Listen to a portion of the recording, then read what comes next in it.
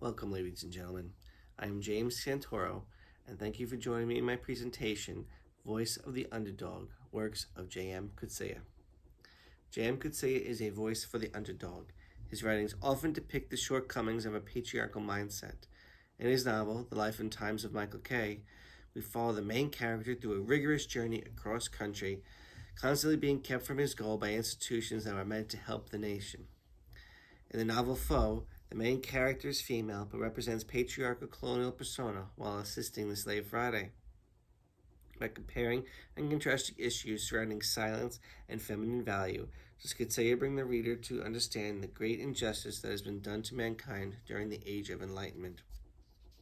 Silence is a powerful tool. It can render any understanding to a standstill simply because silence is in itself an impasse. And Michael K., our character K., does not speak much, and because of that, many think he is simple-minded.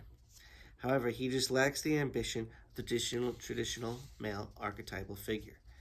K finds himself constantly bothered by the institutions of the state that want to understand him and his doings for the greater good. K only gives him silence. His reasons for doing so are never given. Coetzee only has K speak to people who are not imposing upon him. These would not be patriarchal characters, such as the disenfranchised. Patriarchal characters are the soldiers and doctors in the camp he's forced to spend time in during one of the setbacks in the novel. Soldiers become frustrated with him and ignore him, which allows for his escape back to freedom. One of the doctors, who is the narrator in the second part of the book, becomes obsessed with K. The doctor tries to understand K, but is only met with silence. Eventually, the doctor imagines K's life all on his own and sees that to be the true way to live. Coetzee is telling the reader how backwards trying to understand people is. That is because the patriarchal mindset always thinks it is correct, and that it has the ability to understand everyone and everything. This is a blind arrogance, which cannot be met with words or actions. Only the silence can cripple this tower of power, the simple non-compliance, for otherwise those in power will only continue to take until you die. The reader is warning. Coetzee is warning his readers to watch for similar circumstances in the real world. The point of using silence as a means to disrupt the patriarchy is comparable to the novel Foe, in which the character Friday frustrates Susan Barton. Barton is our main character and embodies the colonialist mindset. She has ambition. Her ambitions included getting off the island in which she and Friday first meet, and when they are back in England, she wishes to profit off of their story. However, Friday is a mute, and his silence frustrates Barton to no end. She lacks Friday's story, and instead of just inventing a story for him in which she can sell, she refuses to. Barton only wants to work with the truth, though she lacks any means to teach Friday communication. So how is his silence a threat to the patriarchy? Because he refuses to give any information that will allow the colonial counterpart to gain in any way. Barton just goes around and around with this impasse without anything to show for it.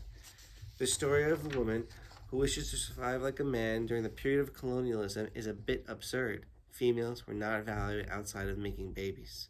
Neither were slaves, of whom Friday is counted due to his dark skin color and facial features. Amelia Bernard, in an article on patriarchal capitalism, states, during the Age of Exploration, Europeans' perception of black African bodies were loaded with intense ideological meaning, and the bodies of both Africans and women's were linked from the beginning of colonialism. Both were devalued. End quote. Here we have both our characters clearly described as the underdogs, and this is where the patriarchy is threatened. By Coetzee writing the novel in the first place, he is challenging the patriarchal mindset. His main character is a woman, fruitlessly trying to make it in a man's world, accompanied by a black mute. She refuses to deny Friday the truth of his story, and this is where Barton is no longer a tool of the patriarchy, who would just lie and make up Friday's story, and then for not caring for the actual man. This is precisely the attitude taken by the Europeans toward the Africans. We are forced to never understand and to live in the mystery, in the silence. This starves the patriarchy and literally starves the characters to death, because by the end they wither and die because they are never able to profit off of the story. Starting with silence and ending with silence is the great metaphor for all existence. In between the silences is the great noise, the logos of creation, which cannot exist in silence. So silence is feminine and noise is masculine. Barton is a noisy female and Friday is a silent male. The tables have been turned upon themselves. Why is that the modern reader can be accepted by such notions, yet the colonists cannot? Because mankind has come to a point where it can begin to value the unknown and shape it into a fuller perspective due to mankind's sordid past of exploration and imperialism. The silence is meant for the reader to understand while the characters cannot. This modern value on allowing the unknown to say enough is what is breaking down the patriarchy this very day. Barton does not sell Friday off or send him off on his own. Both choices she could exploit. Even in her frustration, she protects Friday and sees him as her responsibility. This is due to Friday's silence. And through his silence, Barton fills in the gaps of the story, much like the Doctor and Michael K., where she diverts from the patriarchy by willing to take care of him, something that it would never do without any means of profit. Coetzee is telling us that the patriarchal system is unethical, and it is shown by where there is silence, and wondering why that might be. By creating an us and them situation, many people will allow ludicrous extensions of power over their daily lives. We have seen this issue in the treatment of Native Americans and the manipulation of native lands by the U.S. government and economy, regardless of the Supreme Court ruling of their sovereignty. James Guerrero notes in his article how the general ideology of people can supersede any law just because people follow others like sheep. In his article, to which tribes should hold power and control, are manipulated by the U.S. government, which devalues female perspectives. Quote, the term indigenism is conceptualized in a post-colonial context, as well as a perspective on ecofeminism to challenge what would be called trickle-down patriarchy that marks male dominance in tribal politics, end quote. Such male-dominant U.S. government has affected the tribal governments of Native peoples to an extent that violates human value, particularly female value.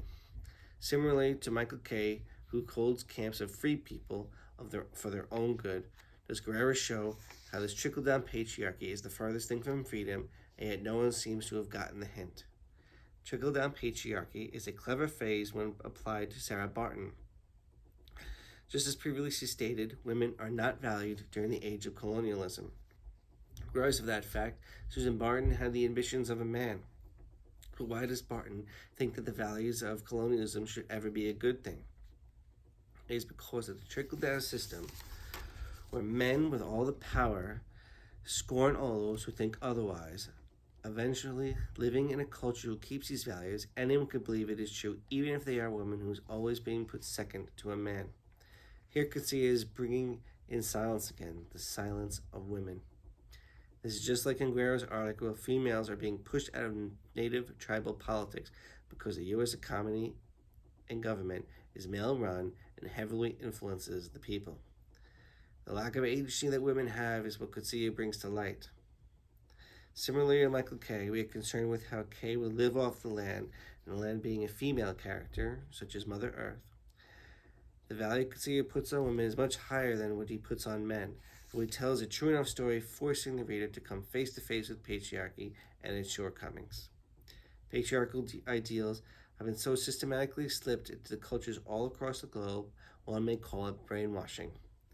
We have permitted certain humans to have control over the greater number of humans in the name of the greater good.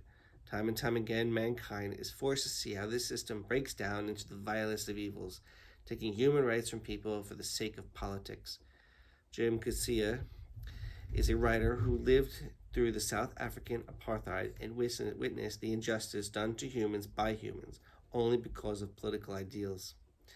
Coetzee's novels Life and Times of Michael K. and Foe seek to have the reader see the patriarchal system for what it is, a hypocrisy.